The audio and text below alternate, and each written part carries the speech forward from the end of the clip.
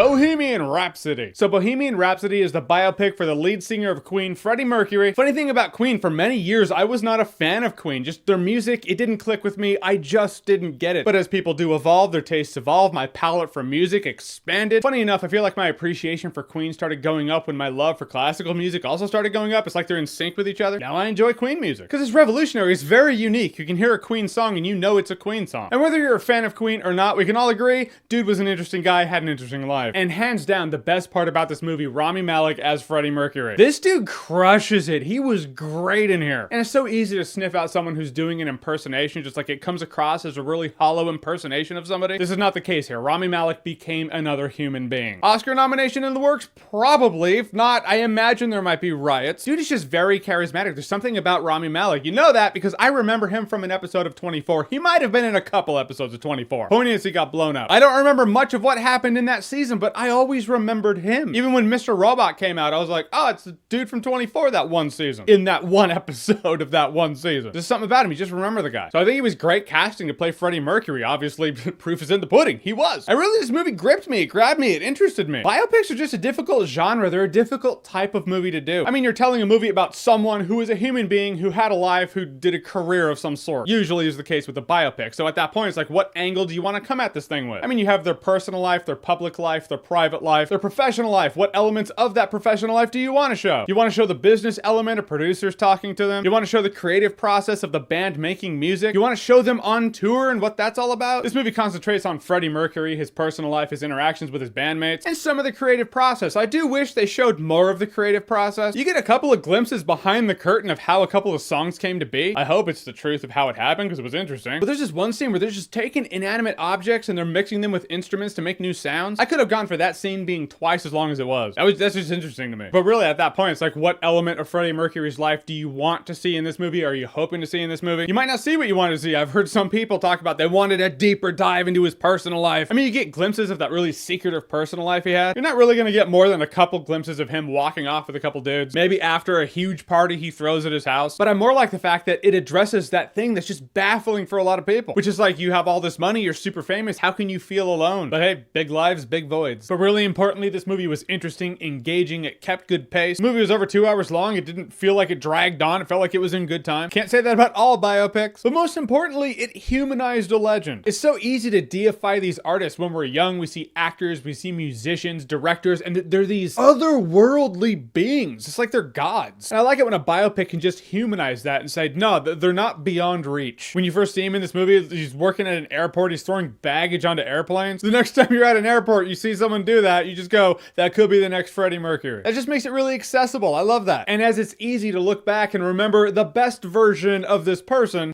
made mistakes along the way. As people do, as we've all done. And we will all continue to do. I don't like it when biopics are too squeaky clean. It's like, don't change history. Show us the grit. Show us the tumbles and falls. I like that this movie did that. In the end, I dug this movie. This was a legit good peek behind the curtain of the life of a very influential artist. Not everything smoothly gets all of its time to shine, sure. Whether you're a longtime Queen fan, new Queen fan, or really not a Queen fan at all, it's still worth watching because it's an interesting life. And if for nothing else, watch it just to appreciate Rami Malek's performance. He's pretty fucking good in here. For me, I will say Bohemian Rhapsody is worth watching and worth buying on Blu-ray. Alright, so Bohemian Rhapsody, have you seen it? What did you think about it? Or what's your favorite biopic out there? Musical biopic. I've probably asked that 78 times. But if your mind's changed, comment below, let me know. And as always, if you like what you've seen here and you want to see more, click right here to see more.